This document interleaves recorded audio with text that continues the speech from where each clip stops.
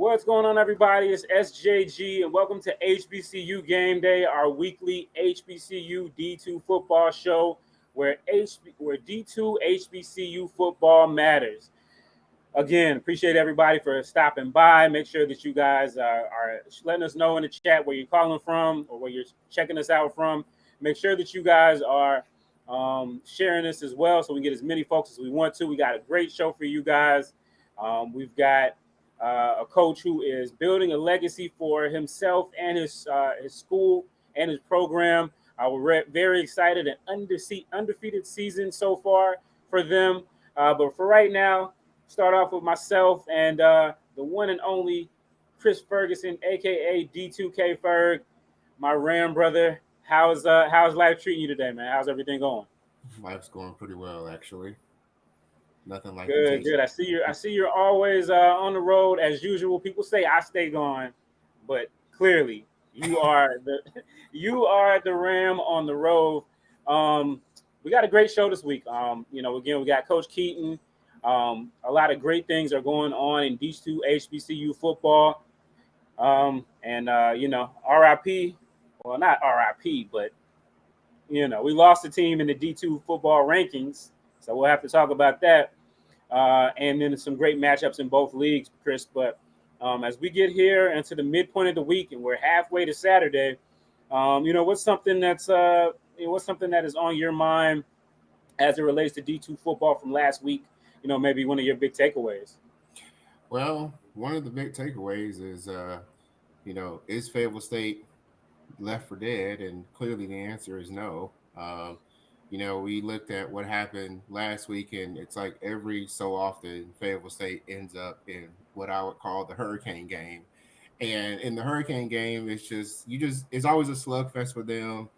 They're just built to keep things low scoring.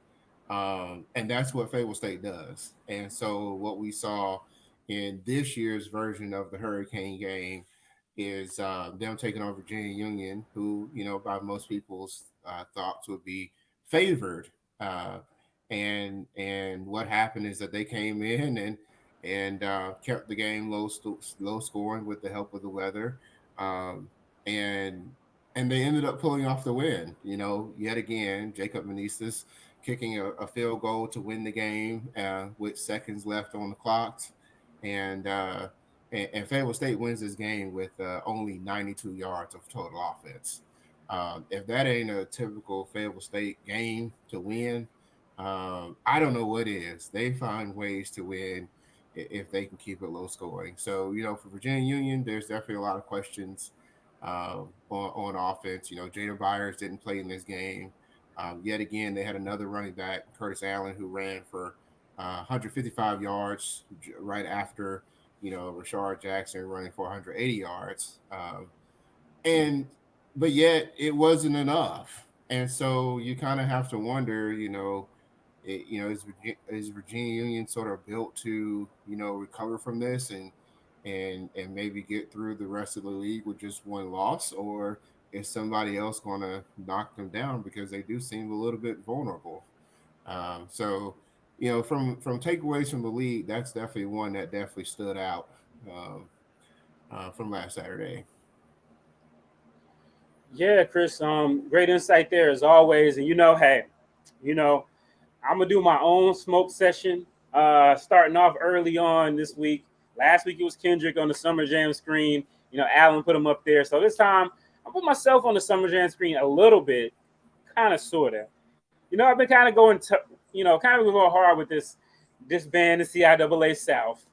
And hey, you got to give it to them. Last week there were six matchups in the conference, all North versus South, and for probably the first time in a long time, we probably should go back and check this. I have to shout out to the research team to do that. But we got the South going 4-2, 4 wins for the CIAA South. I will tip the HBCU game day cap to that. One of them, Johnson C. Smith, they got a chance to take on Lincoln University. Another one of those games that was kind of sort of impacted by the tropical storm, tropical depression that was going on. Johnson C. Smith is a team that, a lot of people at the start of the year, people were like, and by people, I mean me. Why are they number 6? What have they done to deserve number 6? And they went up to Lincoln and won a tough, gritty game on the road. And Lincoln's no pushover. They're not the normal Lincoln that we think of as being a pushover this year. And they went on the road and got a gritty win. You look at also we had Winston-Salem State. They went ahead and took care of business against the new kids on the block, the new old kids on the block. We had them taking on Bluefield State. Included a couple defensive scores. Did a near almost special teams touchdown. Included a swan dive into the end zone. I think we got a clip of the swan dive into the end zone. Where our guy went ahead and took it for a while. This is actually one of the 7 turnovers that Winston-Salem State forced against Bluefield State. So a feel-good win for the Rams, and they haven't had a lot of those in recent years, so they're excited about that. And then you also have Shaw, who went ahead and took care of business against Elizabeth City State. And of course, Elizabeth City State is 0-2 against the CIAA South. They lost to Winston-Salem, and now they've lost to Shaw. But nevertheless, that's a win. And I'm not forgetting anybody. I think including the Fayetteville State as well. So Bowie State and Virginia State held it down for the CIAA North. But other than that, it was kind of slim pickings. Can we talk about this for a second though? Let's talk about Bowie State, because Bowie State, they barely held it down. I mean, it was very slim pickings over there. It was real sketchy. I mean, that was an ugly win. I mean, and sometimes you just got to win those ugly games. But with Bowie State in particular, look, I had much higher hopes. And I understand, it's weather out there. But guess what? Virginia State played in that same weather against another bottom feeder in the CIAA South. And look what they did. And 33-0. And yet you barely get by a St. Aug's 12-9 or some score like that. I mean, that was ugly. I mean, it was just ugly. There's no other way to put it. That Bowie State offense definitely has some challenges. The defense is playing lights out. I see we got a couple folks in the comments. I want to acknowledge them before we bring Coach Keaton on. Damon Privet says the South got something to say. They said a little something last week. We're gonna see what they talk about this week, though. We're gonna see what they talk about this week. Maurice Flowers for Coach of the Year so far in the CIAA. I mean, it's early. Okay. They beat the teams they're supposed to beat, so there's there. But while we talk about, I'm sorry, go ahead. They should have beaten Walsh too. Okay. I couldn't find Walsh 2 in your Apple Music library. You can ask me to play a radio station or ask for your. Siri agrees with you.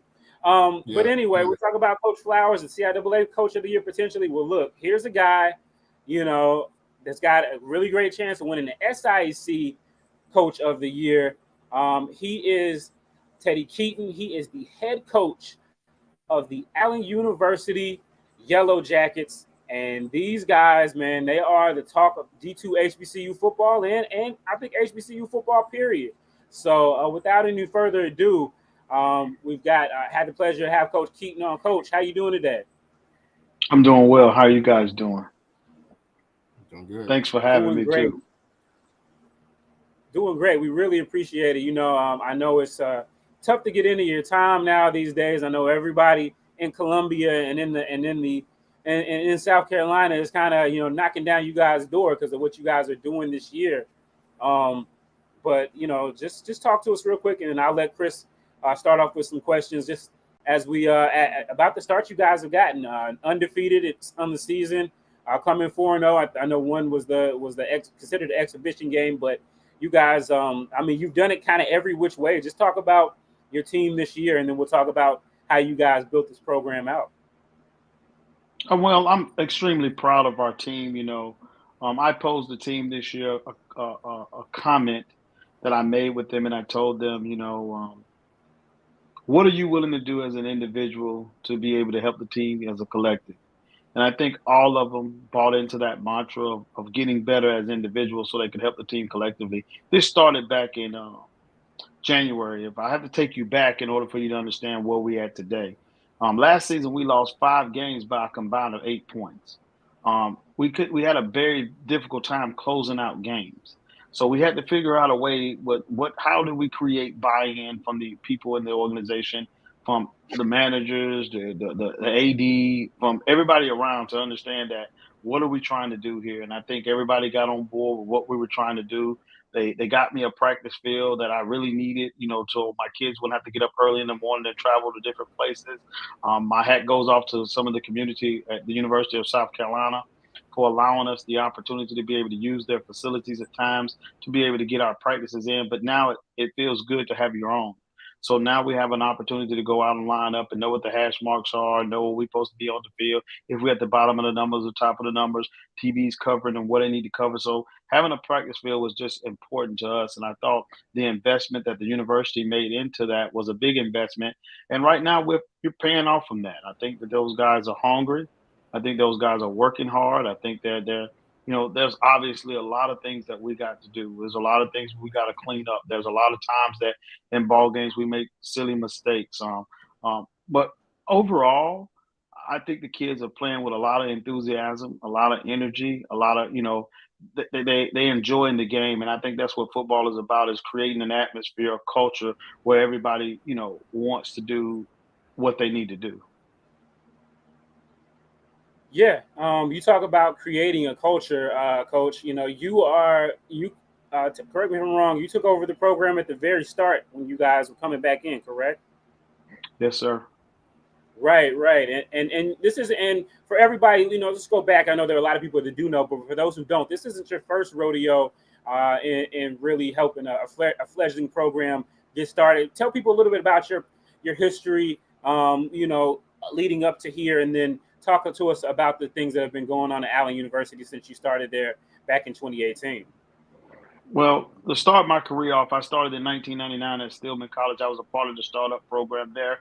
I wish I could take a lot of credit for it, but I was among some great men as Theophilus Danzy, Coach Greg Thompson, and those guys who, paved the way for me to be having the opportunity to be able to coach. But be able to be a part of that, to be able to learn how to recruit, how to build something from the ground up, how to, go in. And we also transitioned them from NCAA to Division II. I spent 4 years coaching there at Stillman, and then I left and went into the Arena Leagues. And when I went into the Arena Leagues, I spent my first 2 years in Odessa, Texas, where we went 20-2. Then I became a head coach in the Arena Leagues in Lakeland, Florida at the age of 26. I went 25-5 in Lakeland. Then I turned around and I went to West Virginia and Huntington, West Virginia, and I took over their arena team, and I went 16-1. Then I turned around and I went to Weber. Weber was a startup program, spent some time around, and I became their offensive coordinator. And they hadn't had a winning season in like 12 years. And in the first 2 years of being their offensive coordinator, now they was ranked number 88th in the country. We went from being number 88th in the country to like number 24, and set them up the very next year. They won the Sun Conference Championship, and I later became the head coach of Stillman College 10 years later. When I went to Stillman, I think we had 7-2, 7-2, 6-4, 6-4, 6-5, and then the program decided that we had a losing season. I think it was 5-6 the last year I was there. We had a losing season, and then they turned around and decided that they were going to, disband their programs. So I had the option to go to Morehouse with Coach Rich Freeman or to go to Miles with Coach Ruffin, and I chose to go with Coach Ruffin. And during that transition, I wanted to actually take a seat back, and actually not be a coordinator. Just wanted to go back to being a position coach so I could get myself back to where I wanted to be. And I was able to coach a 1,000-yard rusher at Miles College and built 2 tight ends that were there and helped recruited a great program for them, which in turn led them to, I think, they ripped off 3 of the 4, last championships after I became the head coach at Allen University in 2018. So I started this program from the ground up. I've taken a lot of losses since I've been here. Most people that know and have followed my career know I've been a winner everywhere I've been. So it's nothing unusual for the people who know me and been around and followed my career that I know how to win. And I don't plan on for it to be no different here, and we're off to a 4-0 start. And I hope to continue to keep that up because our guys are really working hard. But this program was probably the hardest to do because it had no resemblance of football, no fan base, no nothing, and we had nothing to build upon. It was a dream and it was a vision. And I made the slogan that I stole from Rock Nation that difficulty takes a day, impossible takes a week. We're trying to make the impossible possible. And we here 5 years later, and we're up at 4-0, and we're rocking the world and showing everybody that football it matters at Allen University. So Coach, one of the things that we've talked about in recent memory on our show is about like how well the conferences are, particularly the SIAC, has turned into like more passing. They've been able to be more productive in the passing game, but there's one school at the top, and it ain't close, and that's Allen and David Wright. And it's hard to talk about Allen without talking about David Wright, who currently is number 2 in the country in passing yards per game. No, I'm sorry, he leads the country, and then Allen is as a team is second in the country in passing yards per game. Talk a little bit about David Wright and how much he's meant to your hot start. Well, David Wright, when I recruited him, just like the one I recruited at Stillman, he was a little shorter. And a lot of guys, they stray away from guys that do that. But one thing I couldn't take away from David when I was evaluating him is that he was a prolific thrower. He made all the throws. He made all of the things that he does. And he's a worker. He watches film. He does a lot of great things. He also makes a lot of bonehead mistakes, but that's going to come with maturity. Sometimes he's a gunslinger. He feels as if though he can make every play. And I have to tone him down and tell him to be Charlie check down, hit the check downs, do what the defense tell you to do. And I think he's growing as a person. I can't take credit for David Wright and his ability to do what David Wright does. The kid had it already in him. All I have to do is try not to mess it up, try not to overcoach him, try not to, I think about, the quarterback that played at Florida, Tim Tebow, and how he was able to lead teams to national championships and play well in college. And then he gets to the NFL and somebody tries to overcoach him, try to change the way he do things. And you truly messed him up, in my opinion. So my goal is not to try to mess him up. I try to build on what he does well and try to put him in situations and create situations for him to be successful. Last year, it really damaged us that I lost him, but I got a number 2 quarterback that's more of a pure pocket passer that does a tremendous job at reading and knowing how to be the check down guy. And I lost him too last year. And so I figured out that I needed to do some work with my O-line. And in the offseason, I tried to go find 6 or 7 of the best O-linemen that I could find in Division II football that could play and put them together. And this time, I was on a show yesterday and an interesting fact came up about, the O-line play was that, you've dropped back 101 times in 2 games and he's only been sacked once. That's a tremendous, record for an O-line to be able to, protect their quarterback in that manner. So I think their ability to be able to keep David upright will continue to keep us being 4-0 and 5-0 and 6-0. Yeah. Again, we're on with Coach Teddy Keaton of Allen University. Again, he's taking that program from NAIA to transitioning to NCAA Division II. Just talk about being there in that state of South Carolina and how you guys are building this team. You guys are private, so there's not necessarily the in-state, out-of-state hurdle that a lot of programs have. But what's your recruiting philosophy on how much you want to be South Carolina, how much you are willing to go out to other states and find different guys, and what has been the secret sauce in terms of putting this team together where you guys are out there competing. A lot of times the private schools, especially some of the smaller private schools, it takes them a while to get there. But just talk about maybe why you guys have had some success in their recruiting and just otherwise. I'll say it like this. My mom taught me something when I was younger: date the girl that want to date you. So I've always, took that as players. The state of South Carolina didn't embrace me like, I thought they would. They didn't embrace Allen like I thought they would. So because of my background, I've been to Texas, Florida, West Virginia, South Carolina, Alabama, and those places were good to me.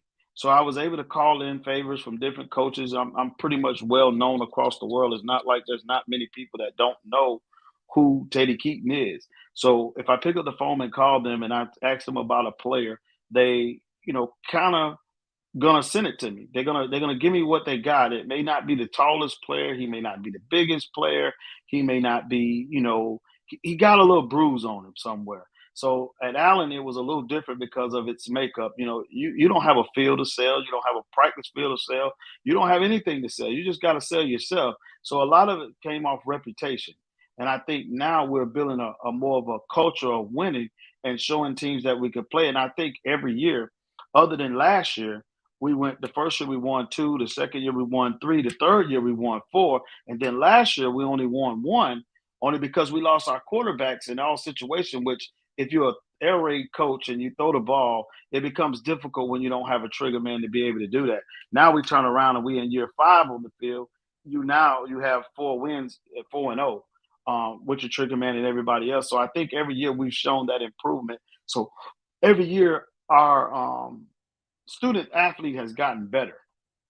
I think the transition from NAIA to Division II sports helped that, and I think that the CIAA and the SIAC both have a good brand of football that allows people to want to be attracted to our culture. So I'm very happy to be a part of it. Just, I'm a small, intricate part of what happens here. I didn't do it by myself. I had a president that was very, very intricate, and the alumni, my AD that got involved with me, my coaches that I chose to put around me. I think an organization can only be successful if you got clear buy-in from the administration and you got clear buy-in from your coaches and the people around you. They have to believe in what you're doing. And I have on my staff 4 current. I mean, they were Division II head coaches, and they were very good at what they done. So surrounding myself and let's say it like this, they've probably forgotten more football than I've learned. So surrounding myself and humbling myself to be around guys that can help me develop talent and get them to where we need to go, and not all the egos at the table and everybody has a say in what we're trying to do and the direction that we're trying to go, really helps us be able to make Allen to be 4-0 where it's at right here today. So, Coach, you talk about successful programs, and you've certainly got one on the horizon this upcoming Saturday. Talk a little bit about how big this game against Fort Valley is. There's another school that's kind of in the middle to top of the tier in conference. Was a conference favorite to some people. Talk a little bit about this game and how big this game is. I think it's a huge game for the program.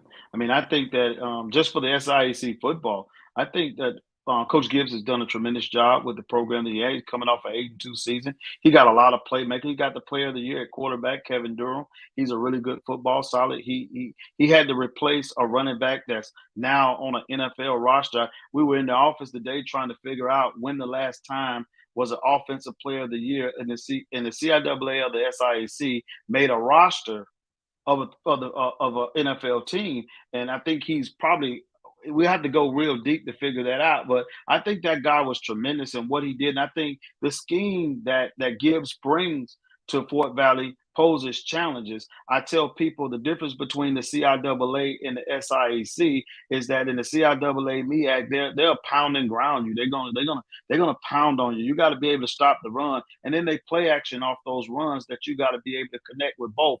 I think he does a tremendous job of fitting what he has into that box to do the things that he needs to do with certain key players that he tries to feature in his offense and his defense.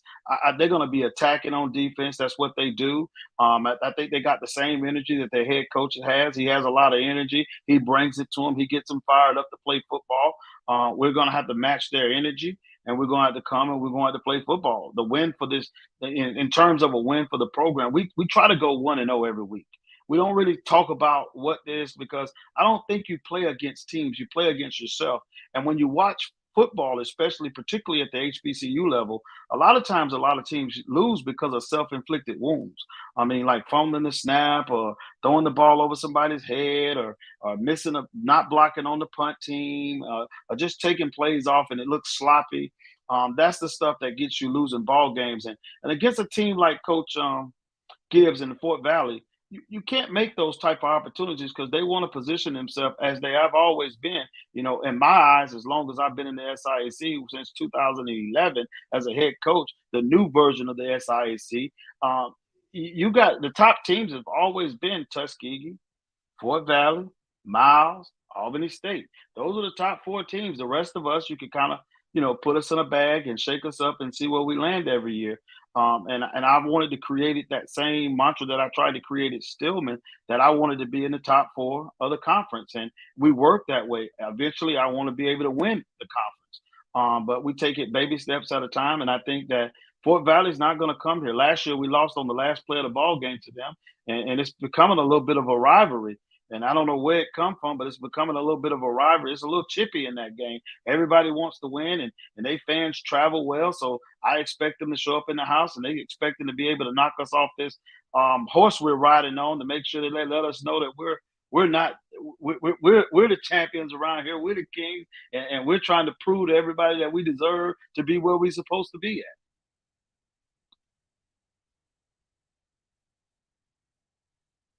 Yeah, Coach. You talk about rivalries and obviously 1 week at a time, but there is another team there right in your backyard. Right now, they got the belts, and just talk about the uniqueness of that dynamic of having another team in your league, pretty much in your backyard. Just talk about that and what uniqueness that brings, and who would be Stillman's rivals now? Obviously, Benedict is right there in your backyard, but as you continue to take a program that hasn't been around for so many years and try to integrate and develop rivalries, I mean, I guess you're saying that Fort Valley is kind of that secondary one for you. Well, I would say it's almost as chippy as the Benedict. The Benedict rival is more of an on-paper rival or in the city rival. It hasn't gotten to that point. They've blown us out both times we played them. So there's no rivalry there. At least the Fort Valley game has been very competitive. My hat goes off to Chinnis Berry. I think Benedict probably, did some things in their program, and they gave the right person the keys to the car. I love to say that, that Coach Berry is a tremendous coach. He organizes, and he's not some people say, he's a first-year coach, second-year coach. No, Coach Berry is a seasoned coach. He's been around a long time. He knows what to do. He was very good at Southern. And I think I was just happy that he was able to get an opportunity to be able to lead a program. And he's doing exactly what, I anticipated him to do because he was always a great play caller. He's difficult to beat. He comes out with sets in 14, 15, 16. I mean, he has a lot of things going on. So, we're trying our best to be able to, step up to him. He's done a really good job. And we won't know whether we made it there until we got to play him. And that's the last game of the season. So I'm excited about just the opportunity because week in and week out, the SIAC it's gotten very competitive. A lot of great coaches in here. A lot of people are doing a good job with their programs. And I'm not like other coaches. I don't hate on other people. If I find a way to give people their sauce and their flowers while they're still living, there's a lot of guys that do a tremendous job with their program. And you got to be prepared week in and week out to come into those games because anybody could lose or anybody could win. Right. Well, Coach, look, I really appreciate you for giving us some of your time, especially during the game week. Really appreciate it. So admirable the job that you've done over there with Allen. Again, a team that a decade ago did not have football. Right now, you guys are in our top 10. Came in at number 9. So but I got a question for you. Okay, go where ahead. Can I get? I want to get that HBCU game day hat. I like it. I think it's kind of fly. I might even wear it during the game one time. I need that hat. Hey, how can I get one? Look, it's been very limited editions, but a little birdie let me know. We'll have some folks in your backyard coming up in the next couple of days. So we'll see if we can't figure out a way to slide you one on Saturday as we come check out what should be a really great game between you and Fort Valley State. And we're really looking forward to. Well, thank you guys. I appreciate you having me. Always a pleasure to talk to you guys, and good luck on the rest of the years. Same All to right, you, Coach. We'll definitely be talking to you again soon. Continue the great work that you're doing. Again, this is Coach Teddy Keaton of Allen University. Those guys are 4-0. They are in our HBCU Game Day D2 top 10. Some would say too low. I voted them a little higher than where they ended up. So that's how the poll thing goes. But we shall see. But thank you so much, Coach Keaton, for giving us of your time. And we'll see you down the road. Thank you, brothers. Appreciate it. Well, look, again, we want to thank Coach Keaton for giving us of his time and his time. Again, it's a busy week. We're now in week 5 of HBCU football at the D2 level. And so, you talk about the championship, and Coach talked about it there. We had some important news this last week come up, Chris, about from the SIAC.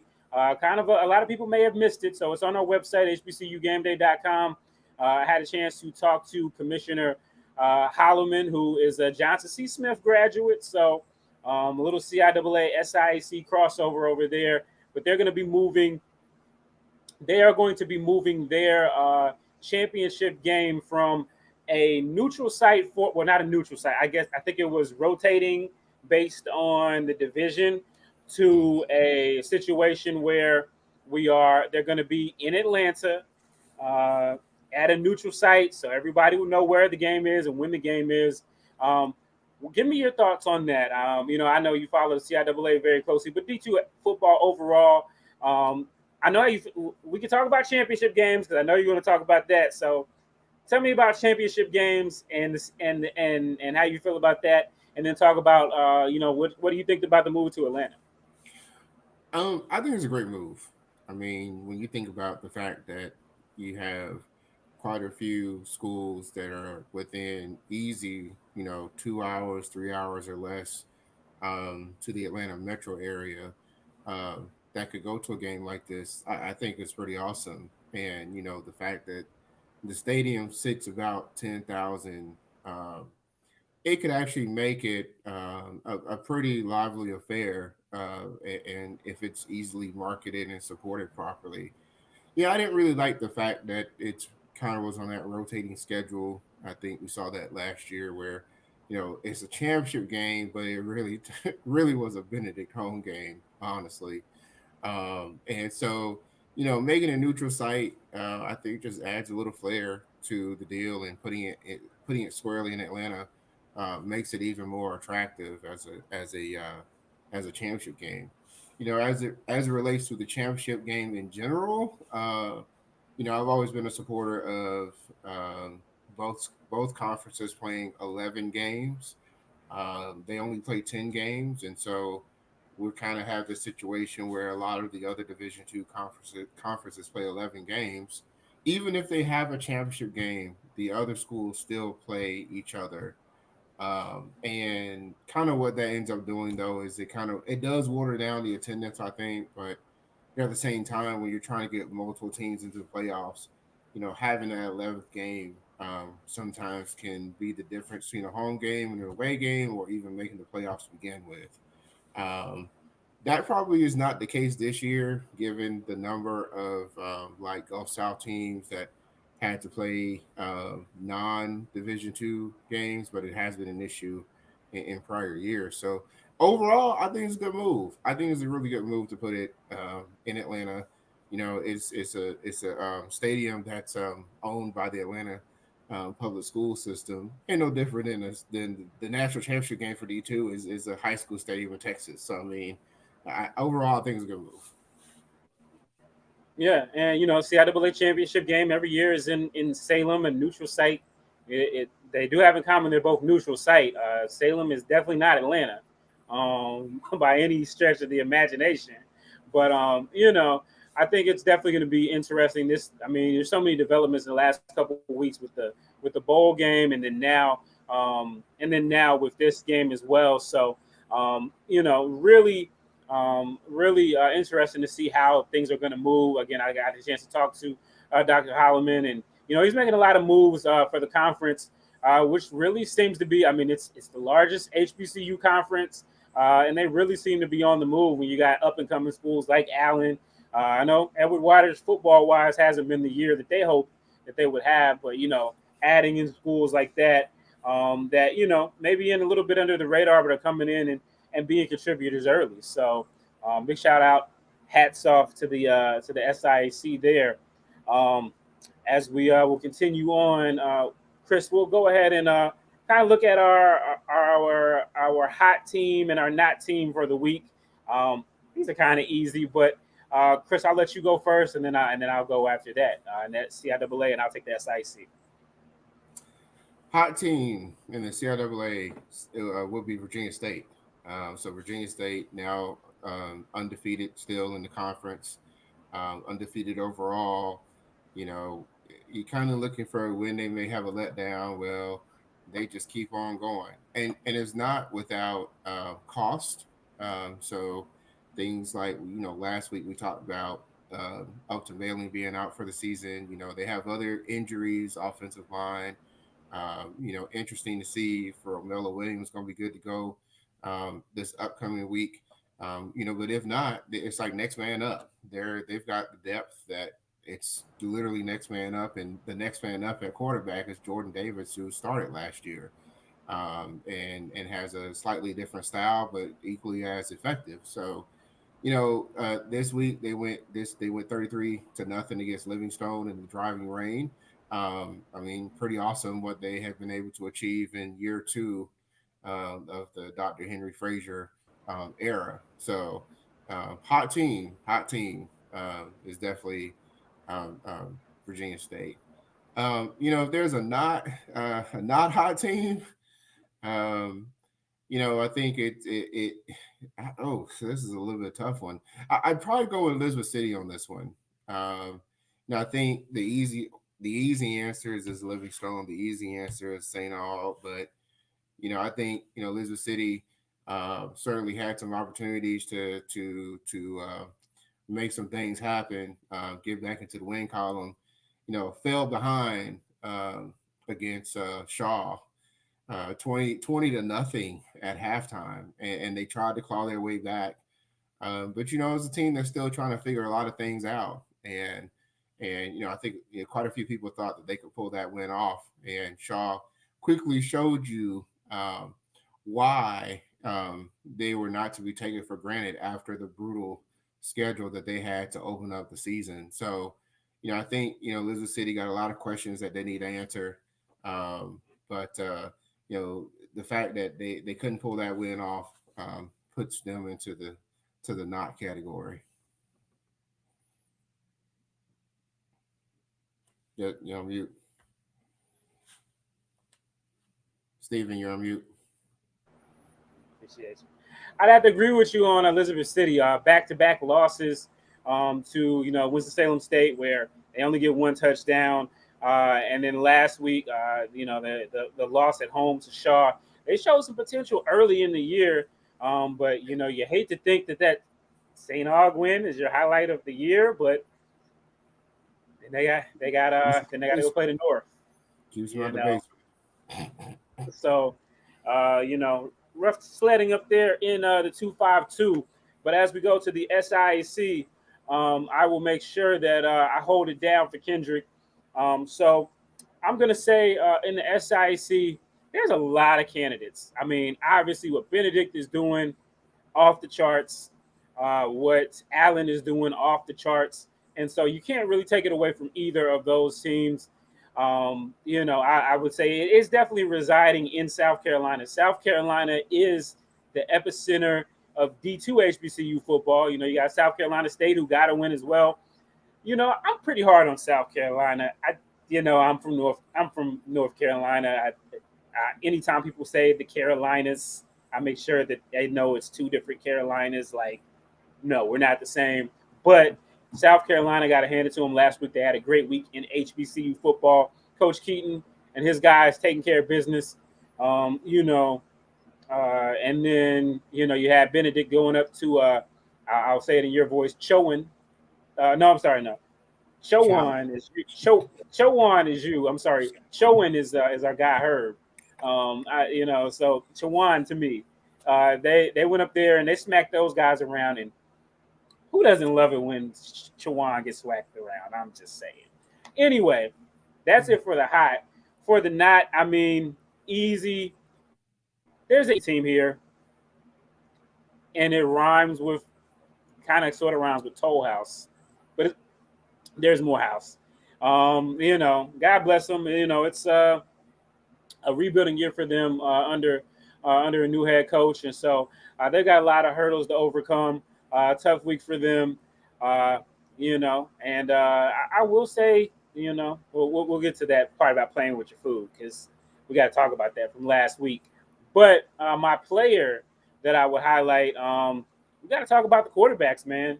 In the SIAC, there are several of them that are really doing great. We talked about Mr. Wright, who has been doing all of the right stuff, so far for Allen University. We'll talk about also Mr. Durham over there at Fort Valley State. We'll get that great quarterback battle. But we got to give some respect and some shout-outs to Edwin Kleinpeter from Miles College. Last week, they absolutely smacked the floor with Clark Atlanta, 55-14. And actually, as I'm going through it, since I gave the state of South Carolina the award for hot, I'm going to give the Atlanta metro area the not, because Clark Atlanta got Smidak 55-14. But Klein Peter really did his thing, completed 75% of his passes, 260 yards, and 4 touchdowns, and no picks. Mr. Wright did have a couple, but no picks. He took care of business for a Miles squad that is in our top 10, and we will get to that shortly.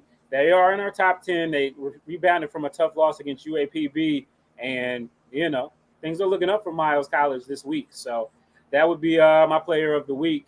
What about you on the CIAA side, if you had to pick one guy? Well, I think there's one guy who I feel like needs to be shouted out, and that's Robert Adams, the quarterback of John C. Smith. So, the stats weren't particularly flashy. He only threw for 110 yards, and but he did rush for another 65 yards and a touchdown. But what I liked about what he did in managing the game and making the right moves at the right time, I felt like he just took this big step as a sophomore, because last year he kind of got thrusted in that role as a third string quarterback. And John C. Smith was just on a going. It's like going down a hill, and there was no stopping it. But this year, took over for Tyrell Jackson, who is a pretty big passer, but had some struggles. And he did make the right moves in order to pull off the win against Lincoln. And so, arguably, matching up against one of the top quarterbacks in the conference, in Isaiah Freeman. So. I would say Robert Adams definitely somebody who deserves a shout out, in my opinion. Right. Okay, awesome. So we talked a little bit about it, but let's go to our games of the week. Well, before we do that, we want to pull up our top 10 and kind of, Chris, I get to see everybody's ballot, but just so everybody is clear on who our top 10 teams were, and then we'll go from there. So number one on the list is Benedict. It was unanimous number one, but I'm thinking about it, Chris. Can you convince me, or is there a case to be made that Virginia State deserves to be number one on this list? I mean, you look at it. They went up to an FCS school and got the win. An FCS school that has 2 wins against the CAA, which is no small feat for anybody, especially in the HBCU world. Mm-hmm. They beat Tusculum home. They went down to Wake County and just smacked the floor with St. Aug in a way that Bowie State was unable to do. And last week, again, a Livingstone team that gave Virginia Union all it could handle down in Salisbury a couple weeks ago, they were able to come out on top and shut them out. just talk about Virginia State. Is there a case to be made? I know we know about Benedict, how dominant they've been. Is there a case to be made that maybe we got the wrong team up at number one?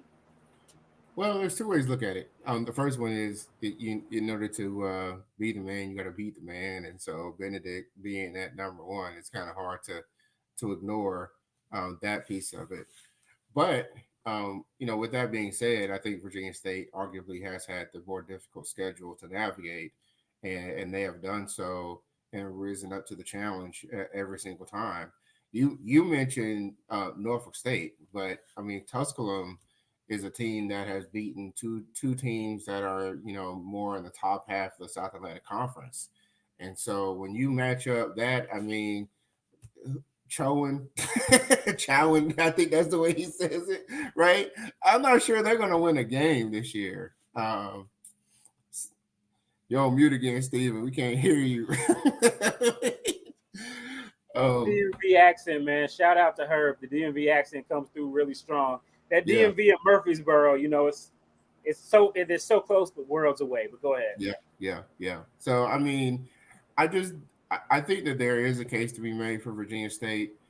The other part of that, though, is the fact that we know that there are a lot of pitfalls that exist. I mean, even Shaw is not exactly a gimme. They tend to play teams and play up to teams, and so I think it'll be really interesting to see what happens with Virginia State on the road at Shaw, and then you enter into the very rugged CIAA North, and the top of the North is still going to be a battle. So there's a case to be made. The hope is that Virginia State isn't peaking too early. Good point there. Still a long way to go in the CIAA season. Again, we're just at the end of crossover play, so we know that anything can happen from there. We saw that last year when everybody thought we knew who the number one team was, and it happened to not be Virginia Union in the North. So if we go from there down our list, I think next up we had, and my computer's messing up. I think next up we had We have Virginia State number 2. Yep, Virginia State number 2. So we talked about number 1 and number 2. Number 3, we had none other than Tuskegee, 4-0, 3-0 in the SIAC. They went down to the wire with Lane College last week after Kindric gave us that invigorating speech about how dominant he wanted them to be and to not play with their food and all of this stuff. It took them to double overtime to beat Lane College at home, I believe. We got them at 3. Number 4, we got another team that struggled to win last week. I mean, they had an excuse of a tropical storm, but Bowie State. And then we've got Miles at number 5, 3-1, as Bowie State is 3-1. What do you think about this middle here? Virginia Union dropped to 3-1, dropped to number 6 as being 3-1 as well. What do you think about the middle of our poll? I mean, Miles is a team that's very, very intriguing, and has shown very early that you can't count them out in terms of the race, that they're there to really take some folks down. So Miles is very, very intriguing to see how things play out over the next couple of weeks for them. Virginia Union got really punished in this poll, and I get it. I think maybe there's a little bit of recency bias, the fact that they lost to Fayetteville State. Just like Bowie State, they lost to 98 yards. You said, right? I mean, it's in the rain. That's a game that really favors Fayetteville State. They like low scoring slugfest. They play those games, and Virginia Union, that's not really the type of game that Virginia Union likes to play in, honestly. So I think they got punished a little too hard in this poll, personally. Where I can't remember. I did do all the polling. Where did you have them in your poll? Because I mean, do you knock down a Miles who, I mean, they barely lost to a D1 team. I mean, you I knock didn't them have off. I didn't have Bowie State ahead of them. Oh, okay. And I know, that's probably that's constantly like my bugaboo where, all our friends on Twitter come after me with pitchforks and such, but I didn't have Bowie State ahead of Virginia State. In mine, I So you don't think think. losing to Davenport is worse than losing to Fayetteville State? No, I think, Davenport's a game that they could have that Bowie should have won. I think Fayetteville State should have been a game that Virginia Union won. Um, but quite honestly, I'm also looking at the quality of the wins too. And I feel like, man, like again, Bowie's kind of But I mean, okay, who has Virginia? And I like Virginia Union, right? I had them number one for a couple weeks.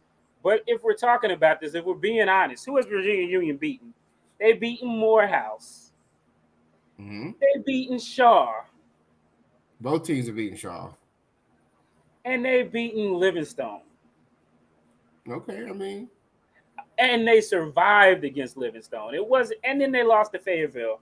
you got the Dell State win. I mean, As bad as Dell State is, they are still an FCS team. I don't right. think it's. I don't think that. I don't think. I don't know.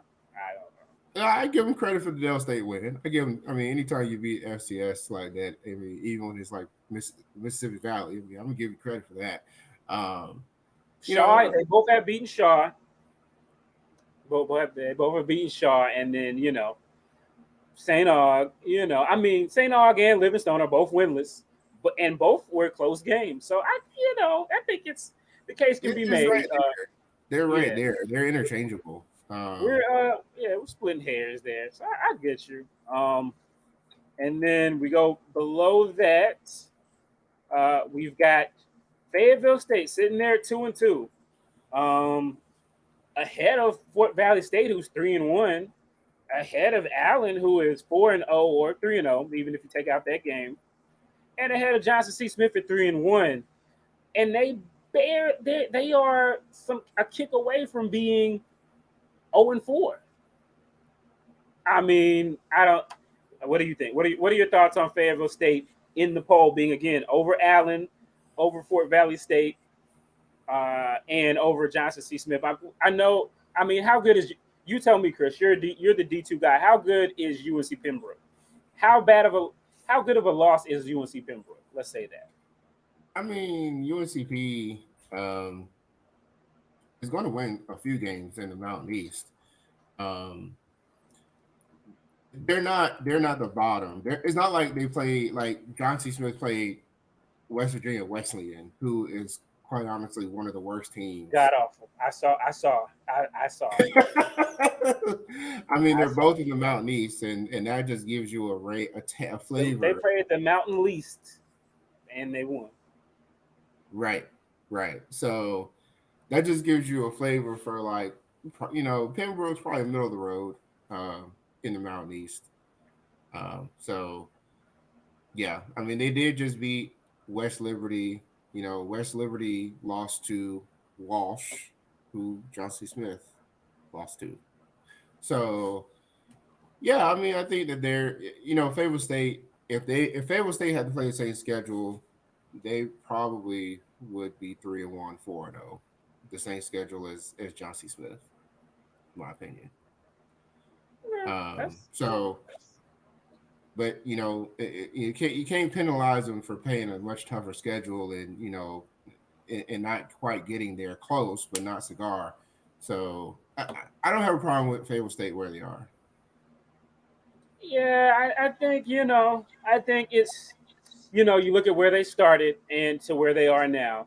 But there's a conversation that we can have. We can have it a little bit about the CIAA and about the CIAA South. I think that separation has closed quite a bit. Oh, yeah. I don't know. I think Fayetteville State and Johnson C. Smith are right there, and maybe I don't even want to say it. Maybe we'll see. but go ahead. But Say we nothing. got Yeah. Fort, Say nothing. we got Fort Valley State and Allen, and then Johnson C. Smith rounds out our top 10. So that's who our top 10 is. If you guys who are on, if you guys want to give any additional thoughts there, coming up with that poll every week is quite interesting just to see how things change and how things go. But yeah, definitely an interesting week of HBCU football that was behind us. And now we'll talk about some of the games that are ahead of us. So, Chris, I'm going to give if there was a game of the week for the CIAA this week, who would it be? Ooh, interesting. There are some interesting games in here. So I go to the composite schedule here. They're interesting in the fact that I feel like this is more of a trap type of weekend because I don't really feel like teams on paper are balanced or even. I feel like there are some teams that if somebody sleeps on them, that they can get caught up. Certainly looking at Winston State and Lincoln as a trap game. Um, Looking at Virginia State and Shaw and John C. Smith and Elizabeth City. They all of those feel like trap games to me. Okay. Okay. Well, we shall see. I know we got it. We're getting up against time here, but as we get these last couple of minutes, and we want to thank everybody for watching the show. As we look ahead to this week, do you think there will be any separation within the CIAA South, or do you think we go into conference play with three 3-0 teams coming out across division play? And is this the weekend of the North's revenge? Well, I don't think the North's gonna get revenge here. I think that that middle there, yeah, we're talking about Fayetteville State, Johnson C. Smith, and Winston State. All are in pretty good positions to get into divisional play 2-0. I'd say their chances are probably pretty good. Um, then you've got Fayetteville's playing Bluefield. That's Bluefield can sling the rock, but Fayetteville State is always a very very tough out. And Bluefield's got some issues in terms of being holding on to the ball. And then Livingstone, and Livingstone is another one that man, they could be a little scary if with the right quarterback and the right setup, they're a little scary. Kind of what we saw against Virginia Union. I think they're still trying to figure some things out. Like who's the long term answer at the quarterback spot with potentially three players that could take that full time. So, Bowie State lights out on defense, but, can the offense get it in gear and put them away early? Because if not, Livingstone could make things I really mean, interesting. hey, they pushed right up against Virginia Union. Bowie State, I mean, we know that defense is dominant, but Trap right, game. Trap Saturday. it will be the trap at Alumni Stadium in Salisbury, North Carolina. Bowie State, hey man, we got you where we got you. Some people think it might be a little too high. You're 3-1. Maybe it's your chance to make the statement. You playing the same team, Virginia Union, struggle to beat. Can you get it done?